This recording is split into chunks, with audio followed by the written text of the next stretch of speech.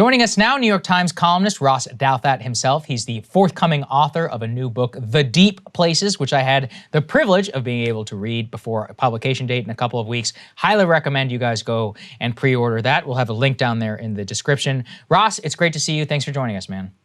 Thanks for having me. It's great to be back. Absolutely. So, Ross, we have you on today to talk about your latest piece on the American empire, Afghanistan, what's being revealed really by where we are today. Let's put his tear sheet up there on the screen, another one that we'll have there in the description. Ross, tell us the argument that you're trying to make here in the piece and really what you discovered from the whole Afghanistan situation. Well, so there's been a lot of end of empire vibes, I think is one way to put it, around our retreat from Afghanistan. And I started the column by talking about this video that circulated where a reporter was following a bunch of Taliban fighters into an abandoned hangar that was filled with sort of, decommissioned U.S. helicopters. And what was amazing about the video was the Taliban fighters, I assume, were wearing stolen U.S. military gear. Right. So if you'd just been watching the video with the sound off, you would have thought they were a team of U.S. soldiers coming in.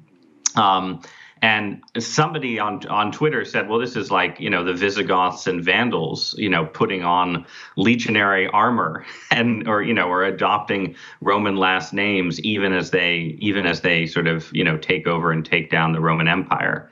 So that's the vibe. And then the question is, how true is the vibe? And the argument I make in the piece is that, there's sort of three zones of American empire, if you will. There's the sort of continental empire, the one that includes Alaska and Hawaii and the 48 states.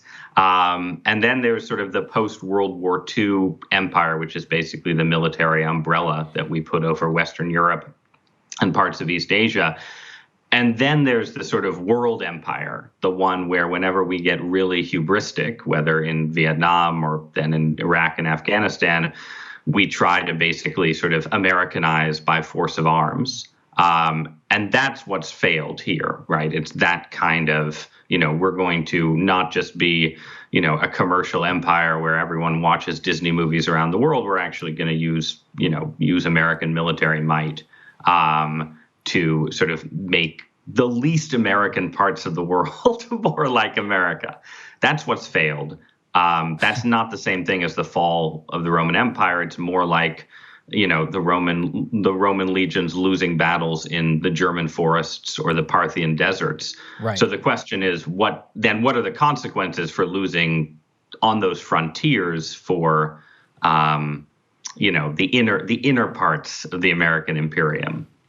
Yeah, and before I follow up, I just want to highlight how important you delineating the three rings are, because there are some folks who've over-exaggerated the implications of pulling out from Afghanistan, which once again, you could leave Afghanistan, you can pull back in Yemen, you could question the presence of Somalia, but that doesn't necessarily have anything to do with Germany, South Korea, Japan, and I think it would be an over-exaggeration to make a broader claim about what that means for this. But here's a question for you. Saagar and I just did a segment on 9/11 and how we thought about it on the 20th anniversary. At a generational level, we were in fourth grade, around as young as you could be, and still tangibly understand to a certain degree what went on. You were in college at the time, I believe, but also if you're looking at the conservative movement, that was a period where Max Boot was triumphantly writing about how America is an empire. Howard Zinn was right, and actually we're going to own that. So can you just talk about how seeing the right and just even the center really evolve around this discourse around America's third rung? How has that really felt over the past 20 years? I mean, it's been an incredibly depressing and dispiriting experience, I think is the best way to put it. I was a senior in college. I was a young conservative. I edited, for my sins, the conservative newspaper at Harvard. I was there for the year after 9/11. And I think if you went back and dug up the college newspaper things that I wrote, they would have all been totally... do we say Max Boutian? I'm not sure what the right word is, but I was all in, and so was everybody I knew on the right, except for a few devotees of Pat Buchanan and one friend who was sort of a hyper realist who ended up working at the State Department, and would sit around in D.C. and tell us all why we were wrong and the Iraq invasion was going to be a disaster. Happily, he actually, his name is Elbridge Colby, and he has a new book out about the threat of China. So he may be in charge of Republican foreign policy at some point. And he was right, but everybody else was wrong. Everyone I considered sort of the sensible center ended up being wrong, and in a way that just, I think, has had a sort of toxically cascading effect on American institutions, the Republican Party, the relationship between American elites, center left and center right, and the country as a whole. America, in the end, the sort of paleoconservative and far left critiques of America after 9/11 were not 100% vindicated, but got a lot of things right. We didn't know what we were doing. We imagined ourselves to be in this heroic crusade, and mostly it turned to ashes. It's fascinating, Ross. You nailed a dynamic which I found so frustrating in the wake of all the Afghan media coverage. You wrote, quote, "You have a GOP who postured as cold-eyed realists under Trump, suddenly turning back into eager crusaders, excited to own the Biden Democrats and relive the brief post-9/11 period where the media treated their party with deference rather than contempt." Why do you think that dynamic is so both familiar, intoxicating to people in the American political right? And then what are the lessons that you learned having participated and seen it for yourself as to where that can lead you in the long run? I mean, I think that, when people talk about sort of the biases and assumptions of the media, the two places where the media, elite media, let's say, like the institution I work for, I guess, tends to be, or has in the past tended to be most sympathetic to conservative ideas, are hawkish foreign policy and deficit reduction. So the post 9/11 moment was this moment when, not everyone, but almost everyone became a hawk. And a lot of conservative ideas about the world is a dangerous place, that we're not just, marching into a glorious, marching across the bridge to the 21st century, or, whatever the Clinton rhetoric was.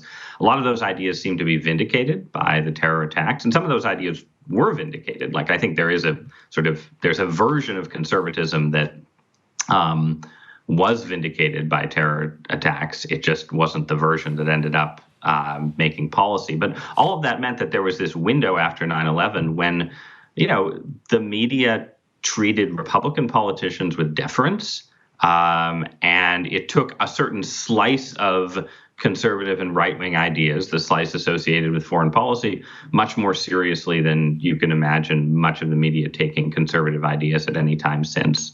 And, again, I was young then, and you did feel for a couple of years like America was not just the country, but like the intellectual classes were moving to the right, which again is not, not something that's happened since. And that had, that was not intoxicating maybe, but very nice if you were a conservative and if you were a Republican politician.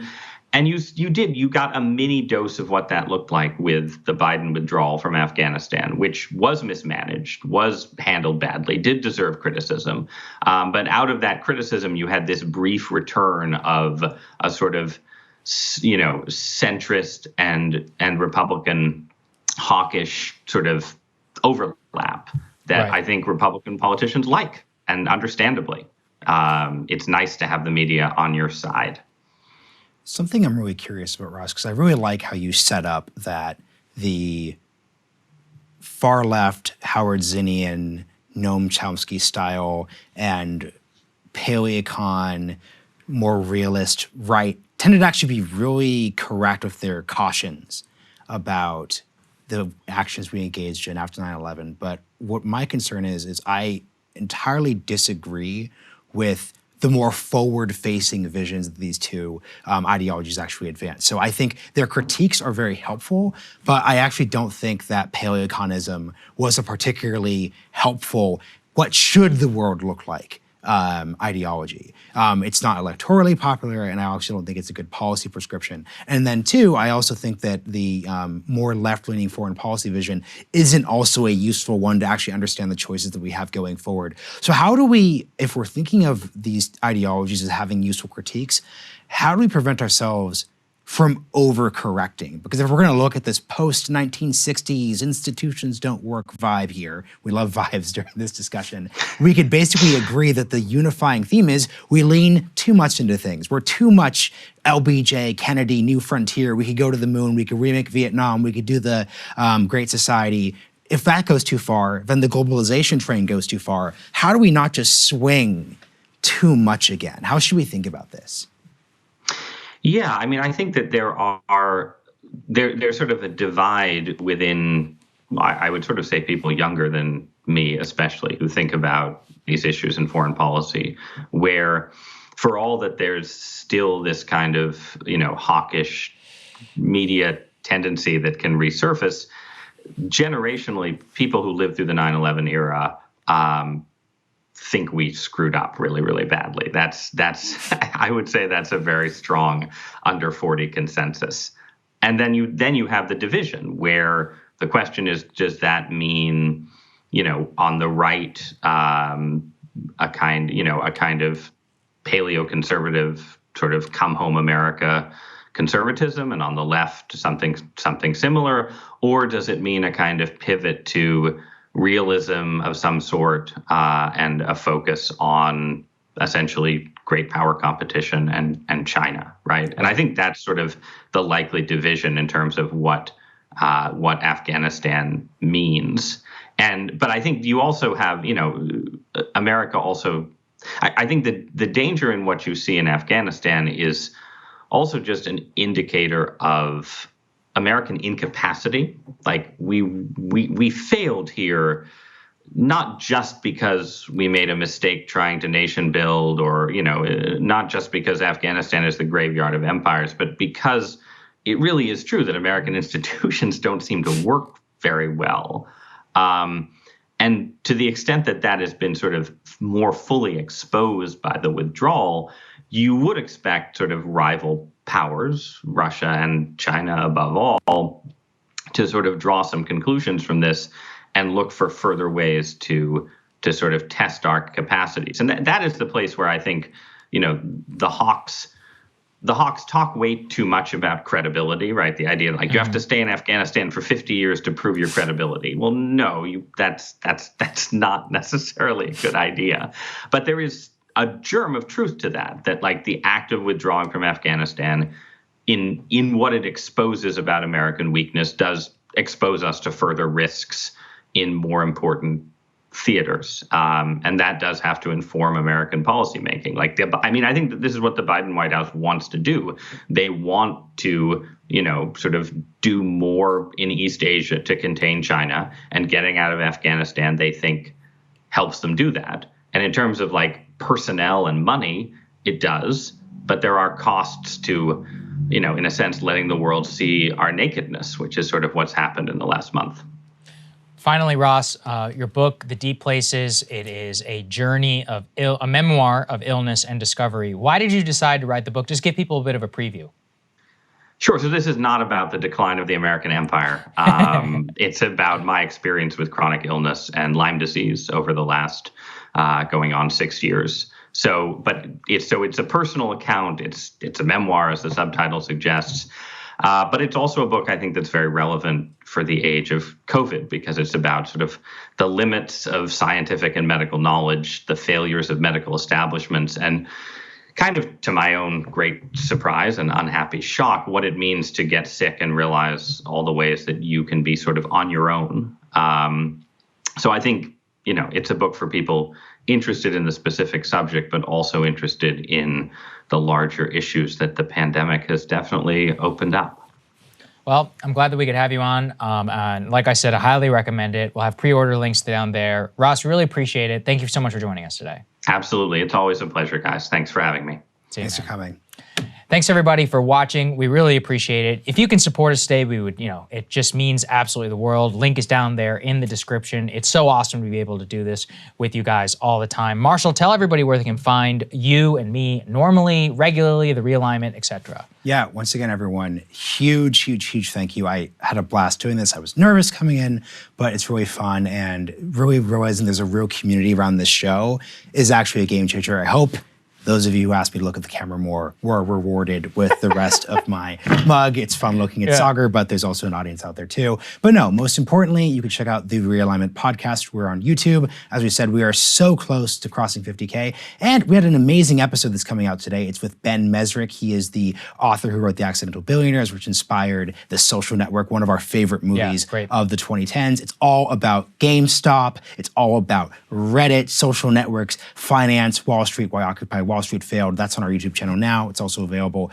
wherever you listen to your podcasts. And we'll be posting a clip on Wednesday as well too, where you can come and see me every other week there too. Sweet. Everybody go subscribe. We really appreciate it. Marshall, thank you for sitting in over the week. Krystal's going to be back on Thursday, and we will see you all then.